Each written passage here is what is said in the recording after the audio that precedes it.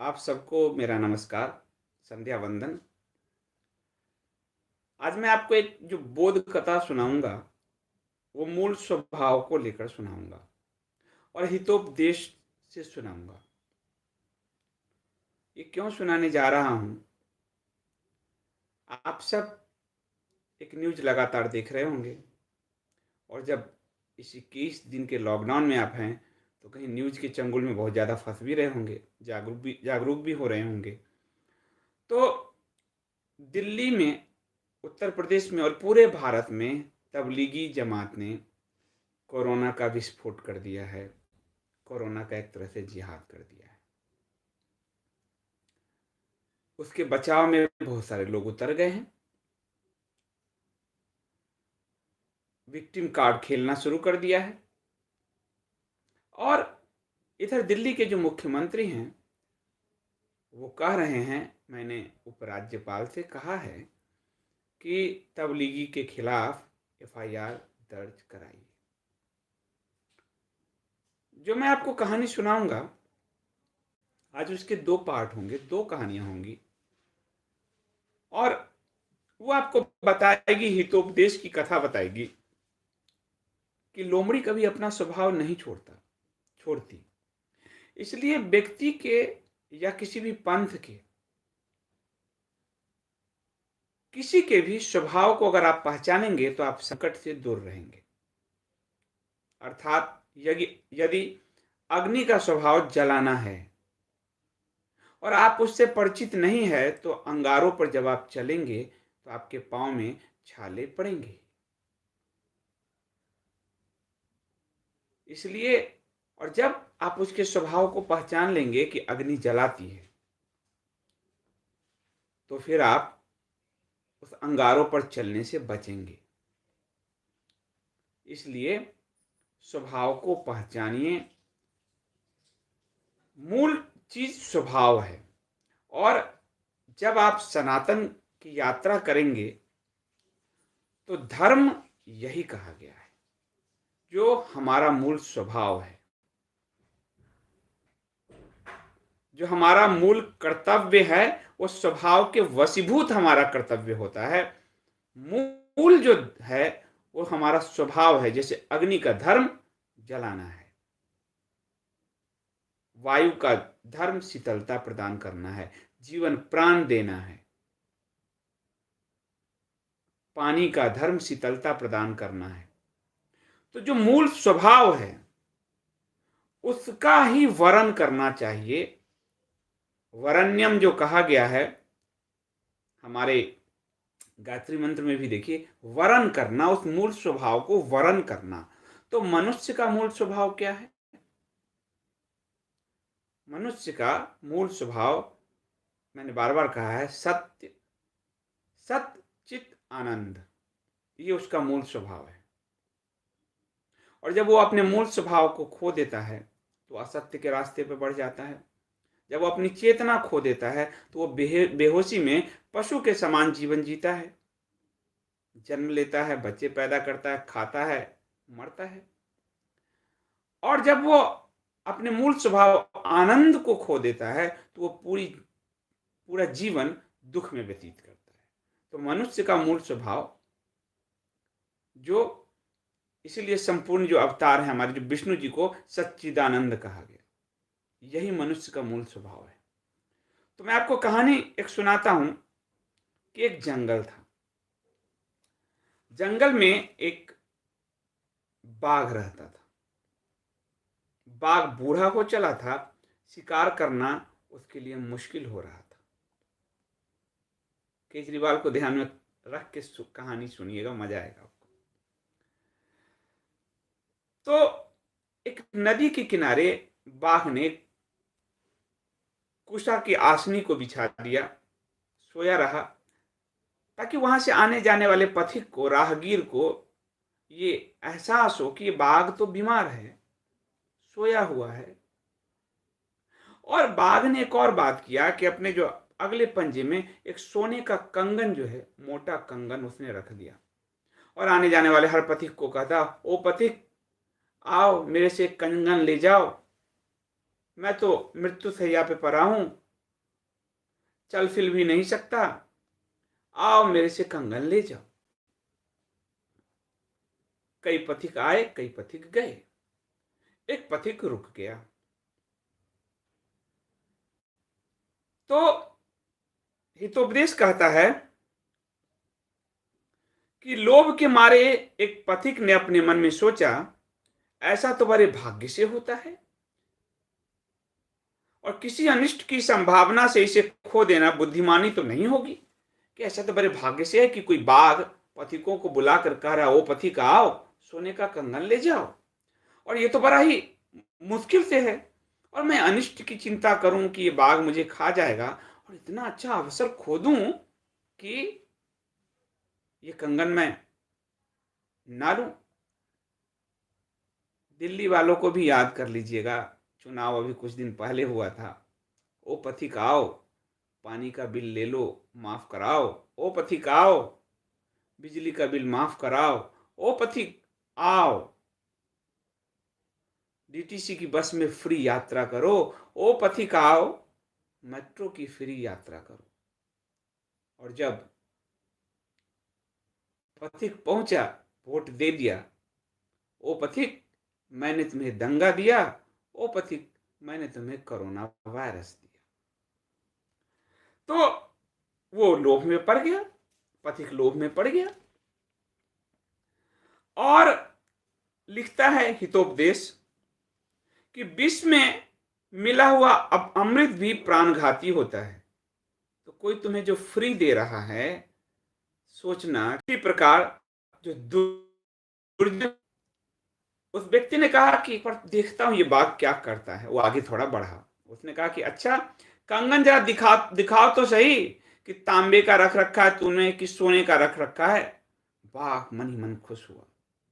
दुर्जन को लगता है कि चलो बिजली पानी में लोग फंसा, और फिर उसने कंगन दिखाया। पथिक खुश हुआ कि वाह, ये तो सोने का ही कंगन है। पथिक ने कहा, लेकिन तू तो हिंसक है, तू तो अरबन नक्सल है, तुझ पर भरोसा कैसे करूं। उसने कहा, देखो तो सही, 3 महीने का अपना बिल तो देखो।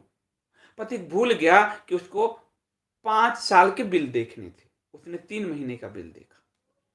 तो उसने कहा कि कैसे तेरा भरोसा करूं, तू तो हिंसक बाघ है, तू तो मुझे मार देगा। उसने कहा, एक कहानी सुन। मैं युवावस्था में बड़ा दुराचारी था, आंदोलन करता था, 26 जनवरी की परेड को रोकता था। मैंने अनेक मनुष्यों का वध किया, गौओं का वध किया, सबको खाया मार मार के, जिसके पाप स्वरूप मेरी बाघिन मर गई, मेरे बच्चे मर गए। याद कीजिए, मैं अपने बच्चों की कसम खाता हूं, मैं किसी के साथ सरकार नहीं बनाऊंगा, और जब पहली बारी आई तो कांग्रेस के साथ सरकार बनाया। मैं अपने बच्चों की कसम खाता हूं। बाघ कह रहा है कि मैं सुधर गया हूं, क्योंकि मैं तो बुजुर्ग बूढ़ा हो चुका हूं, युवावस्था में मैंने बहुत दुराचार किए, अब मैं, और मेरी पत्नी मर गई, मेरे बच्चे मर गए, तो मैं अब सुधर गया हूं। तब किसी धर्मात्मा ने मुझे उपदेश दिया, अन्ना अन्ना का उपदेश, किसी धर्मात्मा ने मुझे उपदेश दिया। उसका उपदेश सुनकर मैं स्नान दान धर्म आदि करने लगा, हनुमान जी के मंदिर में जाने लगा, और हनुमान चालीसा टेलीविजन पर सुनाने लगा। और जब कोरोना का विस्फोट हुआ तो मैंने कहा, ओ हिंदुओं, ओ पथिक हिंदुओं, अपने घर में बैठकर 18 दिन में गीता के 18 अध्याय पढ़ जाओ। ओ हिंदुओं। उसी पथिक ने कहा, हमें भी उस धर्मात्मा ने कहा, दान धर्म स्नान करो, तो मैं भी दान धर्म स्नान करता रहा। अब बूढ़ा हो गया हूं, मेरे दांत और नाखून गल गए हैं। दिल्ली याद कीजिए, मेरे सारे अधिकार छीन लिए गए हैं, सारे अधिकार मोदी ने खत्म कर दिए हैं। उपराज्यपाल जी, आप एफआईआर दर्ज करा दीजिए। हम नहीं करा सकते, हम सिर्फ निर्भया के रेपिस्टों के मामले को लटका सकते हैं, हम सिर्फ कन्हैया, अनिर्बान गांगुली, उमर खान इसको रोकते हैं। ओ पथिक, कोरोना वायरस में, तो आप एफआईआर दर्ज कराइए उपराज्यपाल जी, क्योंकि अगर मैं करूंगा वो पथिक, मेरा जो वो पंथ है जिसके तुष्टिकरण के लिए हम जीते हैं, वो नाराज हो जाए। तो बाघ ने यही कहा। उसके बाद क्या हुआ? उसने कहा कि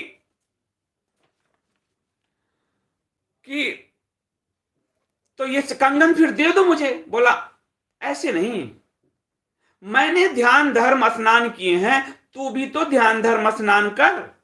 ये जो सरोवर है इसमें उतर और स्नान कर। ये सरोवर जो है इसमें उतर और स्नान कर। कोरोना वायरस के समय कहा गया 18 दिन गीता पढ़। केजरीवाल जी का ट्वीट देख लीजिए, 18 दिन आपको गीता पढ़ा रहे हैं और बचा तबलीगी जमात को रहे। तो उन्होंने कहा कि जा स्नान कर, रात में यहां भोपू सारण बजे कि जा आनंद विहार जा, वहां बस आनंद विहार तक तुझे बस ले जाएगी डीटीसी का, 100 रुपए तेरे टिकट लगेंगे। उसके बाद वहां से यूपी और बिहार की बसें जा रही है। भीड़ उमड़ पड़ी। कोरोना में जहां पर लॉकडाउन किया सरकार ने, मोदी प्रधानमंत्री मोदी जी ने, वहां रात में दिल्ली की गलियों में लाउड स्पीकर से अनाउंसमेंट हुआ। ठीक उसी तरह बाघ ने जो अनाउंस किया कि जा उस सरोवर में स्नान कर। बिहार के यूपी के लोगों को कहा गया जा, बस तेरे लिए चलाया है हमने, आनंद विहार जा, वहां से उत्तर प्रदेश और बिहार की यात्रा कर, अपने घर जा, सुरक्षित रह। और अगले दिन आया और कहा ट्विटर पर जो जहां है वहीं रह। मूल स्वभाव पहचानने की बात हो रही है। अब पति खुश हुआ कि ये तो बड़ा धर्मात्मा हो गया। दिल्ली के लोग खुश हुए, ये तो बड़ा धर्मात्मा है, 4 लाख लोगों को भोजन करा रहा है। और कोई मीडिया उस भोजन की रसोई नहीं दिखा रहा। अब अपनी उसकी मीडिया वो कह रही है, झंडे वाला मंदिर के रसोई को कह रही है ये है मेरे केजरीवाल की रसोई। तो पथिक बड़ा खुश हुआ, यहाँ के लोग बड़े खुश हुआ कि 4 लाख को भोजन करा रहा है। पर वो 4 लाख कहां है, कौन है? तो उस मीठी मीठी चुपड़ी चुपड़ी बातों में वो पथिक आ गया। जब पथिक आ गया, स्नान करने उतरा, उसे पता नहीं था कि ऊपर जो फ्री पानी बिजली का बिल है, ऊपर में जो आनंद विहार तक बस की सेवा है, उसके नीचे कीचड़ का दलदल है। उस पथिक को पता नहीं चला कि नीचे तो दलदल है, और वो दलदल में फंस गया। वो ज्यों ही निकलता दलदल में फंस जाता, भाग भी नहीं सकता। बाघ हंसा, अरे तू तो कीचड़ में फंस गया, अरे तू तो आनंद विहार पर भीड़ जमा कर फंस गया, आनंद विहार बस स्टॉप पे। चल मैं तुझे बाहर निकालता हूं, चल मैं तुझे यूपी बिहार पहुंचाता हूं, चल मैं तुझे बाहर निकालता हूं। और धीरे धीरे बाघ पहुंचा, किनारे पर ही फंसा था, हाथ बढ़ाया। पथिक ने सोचा मुझे बचाने आया है, मुझे बचाने के लिए डीटीसी की बस भेजा है। उसने हाथ बढ़ाया, बाघ ने झपट्टा मारा, पकड़ा और उसको खा गया। तो हितोपदेश लिखता है कि सर्वस्य ही परीक्षन्ते स्वभावा नेतरे गुणाः अतिथ्य ही गुणान सर्वान स्वभावो मूर्घिनः वर्तते। अर्थात मनुष्य को सबके स्वभाव की परीक्षा करनी चाहिए। सबके, उसका जो मूल स्वभाव है, गीदड़ का मूल स्वभाव क्या है, अग्नि का मूल स्वभाव क्या है, उसकी परीक्षा करनी चाहिए। ना कि उसको गुण देखने चाहिए, ना कि ये देखने चाहिए कि यार ये तो 4 लाख वाली बात कर रहा है, कि ये तो इसका गुण है, ये तो जनता की सेवा कर रहा है। असल में उसका स्वभाव क्या है? उसका स्वभाव अर्बन नक्सलिज्म है, अराजकता है, व्यवस्था को ध्वस्त करना है। उस मूल स्वभाव को जनता भूल गई और उस गुण को पकड़ लिया, जो गुण असल में क्षणिक है। वो एक भ्रम पैदा करने के लिए किया गया। हनुमान जी की मंदिर जाया गया, हनुमान जी की चालीसा सुनाया गया, बिजली पानी माफ किया गया, आनंद विहार तक डीटीसी की बस चलाकर छोड़ा गया और तबलीगी जमात को बचाया गया। ये गुण दिखा पर ये गुण, उस स्वभाव को लोग जो नहीं देख पाए, वो इस गुण के जाल में फंस गए। हितोपदेश यही कहता है, क्योंकि हितोपदेश कहता है क्योंकि सारे गुणों का अतिक्रमण कर वो मनुष्य अपने उस मूल स्वभाव में पहुंच जाता है, क्योंकि स्वभाव ही शीर्षस्थ है। अग्नि का गुण क्या है? वो रोटी भी बनाती है। अग्नि आपको भोजन भी पका कर देती है, पर उसका मूल स्वभाव क्या है? जलाना। वो आटे को जब दहक जलाती है तब तो रोटी बनता है, वो चावल को जब पकाती है तब तो रोटी बनता है। तो गुण उसका हुआ कि उसके कारण आप भोजन ग्रहण कर रहे हैं पकाकर, अग्नि के कारण। पर अग्नि के उसी गुण को लेकर अगर बैठ जाएंगे तो आप अपने घर को फूंक देंगे। दिल्ली वालों ने अपने घर को फूंक दिया, 53-52 लोग दंगे में भी मारे गए, और आज लाखों लोग उस नजदीक हैं। यहां पे ही दूसरा हम उदाहरण लेते हैं। कहा गया तबलीगी तो ये तो अपने धर्म के लिए जमा हुए, जैसे वैष्णव देवी की यात्रा में। जैसे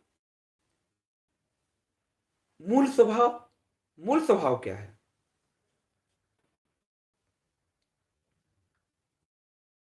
मूल स्वभाव क्या है? ये एक मूवमेंट था, कट्टरता का मूवमेंट। इस समय दुनिया के 150 देशों में करीब 15 करोड़ तबलीगी हैं। 9/11 से पहले, अलकायदा से पहले अमेरिका के लिए सबसे बड़ा खतरनाक आतंकवादी संगठन ये तबलीगी जमात था, जिसके पक्ष में सब उतरे हैं। 1900 उसका मूल स्वभाव इस्लामी राज्य की स्थापना था, और मूल स्वभाव वो नहीं छोड़ा। जब तबलीगी पकड़े गए, कहा कि वो तो जमा हुए और उनको फंसाया जा रहा, मुसलमानों को पकड़ा जा रहा है। तो जब पकड़े गए, क्वारंटाइन के लिए ले जा रहे थे, तो बसों से सड़कों पे थूक फेंक रहे थे। थूक के जरिए भी कोरोना वायरस लोगों के अंदर डाल दें, जाते जाते भी बम बांधकर, जाते जाते भी खुद को भी हम अगर मारना पड़े तो मारे, 100 को मार दें। मूल स्वभाव क्या है? इस्लाम का मूल स्वभाव क्या है?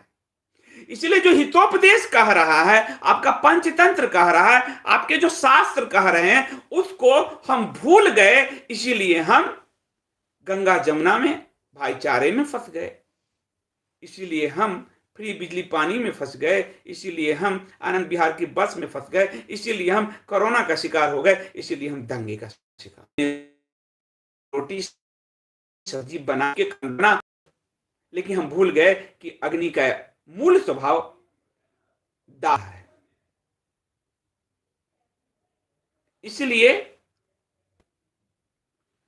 हमें किसी भी व्यक्ति के मूल स्वभाव को यदि हमने पहचाना, किसी पंथ के, किसी धर्म, तो एक ही है मूल स्वभाव जो है, किसी पंथ के, संप्रदाय के, मजहब के, रिलीजन के, हर व्यक्ति के मूल स्वभाव को अगर आपने पहचान लिया तो आप संकट से निकल जाएंगे।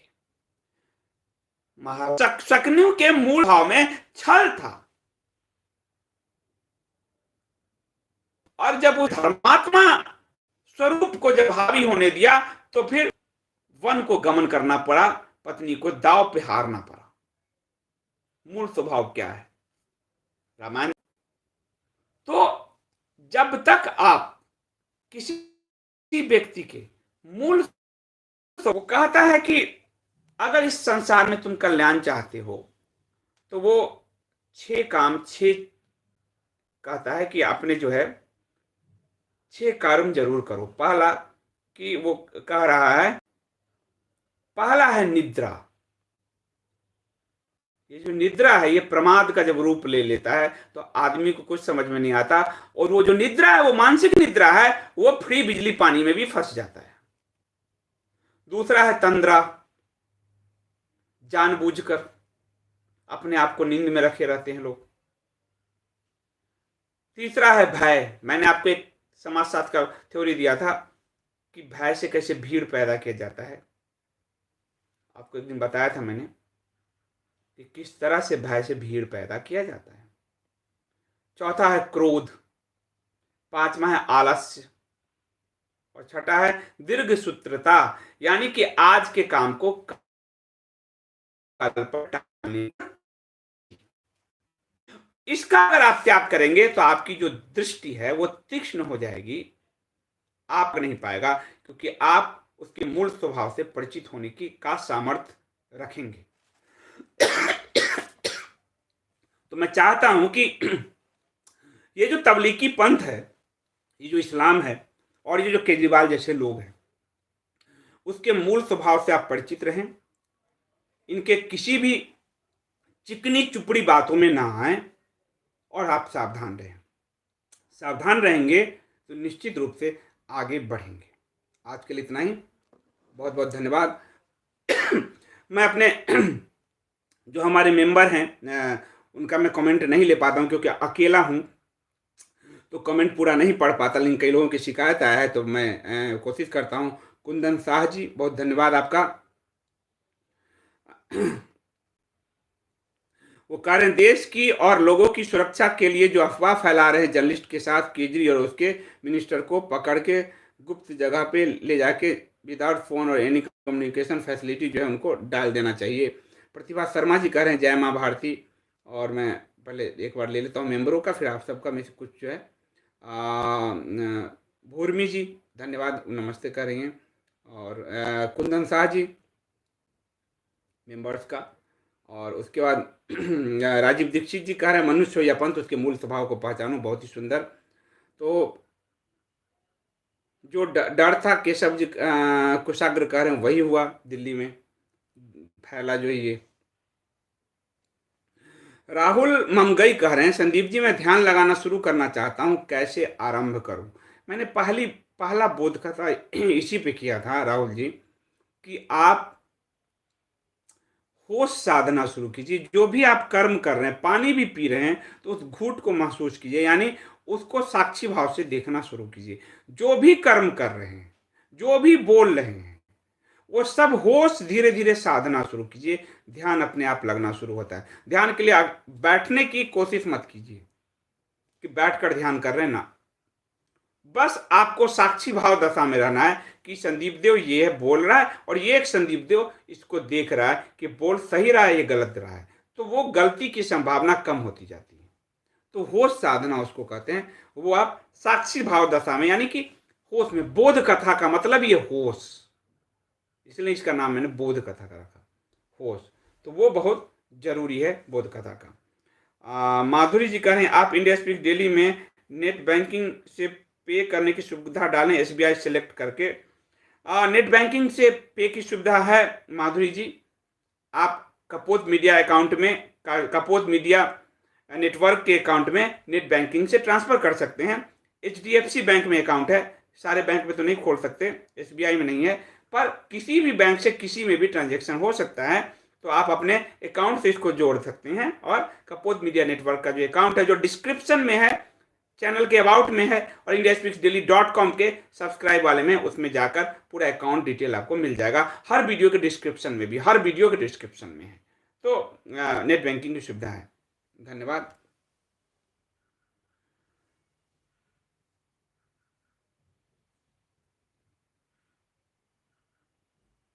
तो मुझे लगता है विजय सिंह जी कह रहे हैं कि ये लोग देश को बर्बाद करना चाहते हैं, नए फिदाइन पैदा कर रहे हैं, बात ठीक कर रहे हैं।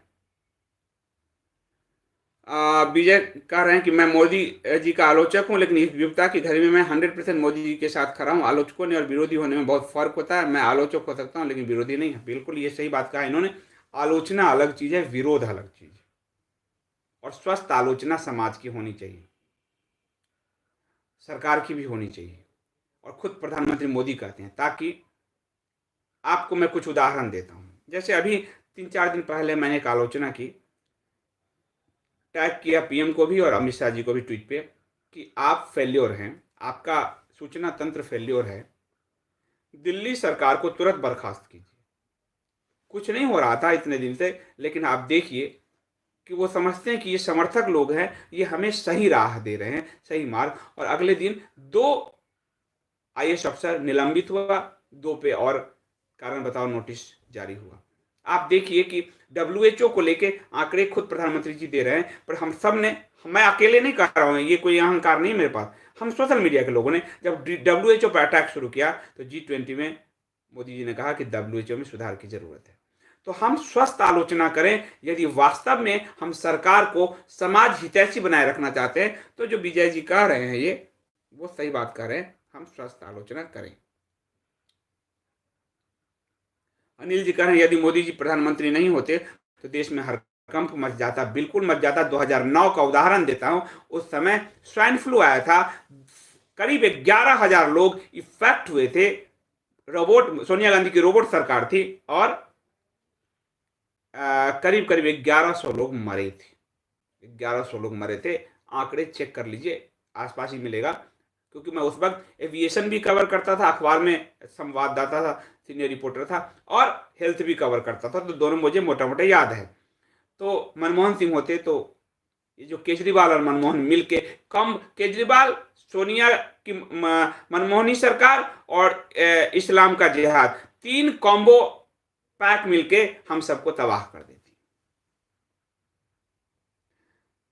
मंगर में ये गीता जी कह रहे मंदिर में लंगर तो आरएसएस के लोग करवाने, ये ठीक कह रही हैं। झंडे वाला के जिस मंदिर के रसोई की बात आई और उस मंदिर के रसोई को केजरीवाल के नाम से आज तक ने, क्योंकि आज तक उसका मीडिया पार्टनर, केजरीवाल के हर इवेंट का मीडिया पार्टनर आज तक ही है, तो उसने जो ये किया उसमें आज आरएसएस का जो सेवा भारती प्रकल्प है वो झंडे वाला मंदिर के रसोई के साथ मिलकर जनता के लिए भोजन का प्रबंध कर रहे थे, गरीब दिहाड़ी मजदूरों के लिए।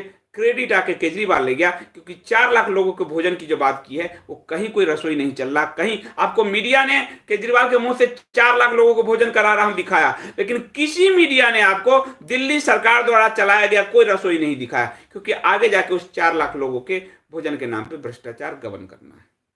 ये आरोप है लोगों के सोशल मीडिया के। हरीश जी कह रहे हैं अति उत्तम विवेचना, बहुत धन्यवाद। प्रतिभा शर्मा जी, जय मां भारती, जय मां भारती। और तो मैं इसको अब खत्म करता हूं, नहीं तो 30 मिनट में ये बंद हो जाएगा, और फिर मैं आप लोगों से कल दिन में 3:30 बजे और रात में 8:30 बजे मिलता हूं। बहुत बहुत धन्यवाद। शुभ रात्रि।